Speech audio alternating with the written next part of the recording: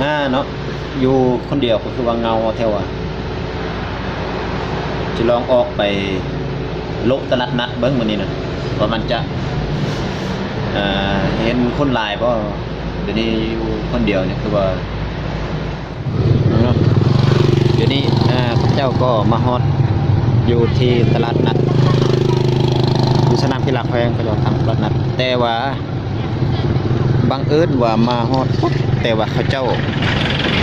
อุตส่าห์มาสงะสุดท้ายเขาเมียนหมดแล้วโอ้เสียเที่ยวมื้อนี้นะโอ้ยเนาะตั้งใจจะไปเบิ่งตลาดนัดสุดท้ายเรียบร้อยหมดเมียนหมดเลย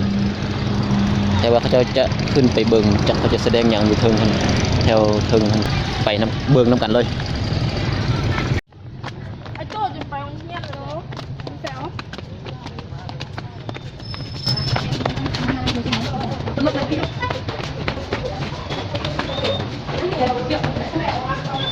เขาเห็นอย่างอยู่สนามกีฬาคนคือมาหลายเถอะโอ้นี่เนาะโอ้เขาจะเตะบ้านบันนี้เนาะคนเบิ้งหลายอยู่เกือบว่าเต็มเลยทั้งนั้นปุ๊บ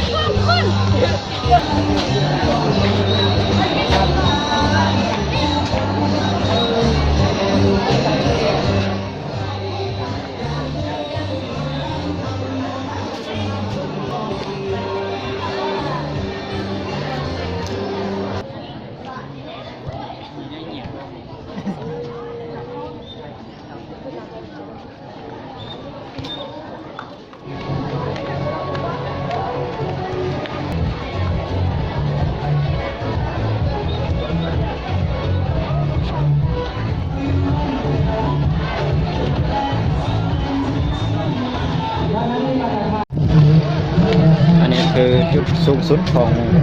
สนามกีฬาแขวงเนาะถ้าคุณจะเป็นตอนเจ้าเปิดตลาดนัดถ้าคุณแต่เจ้าเมียนหมดแล้วทั้งหมด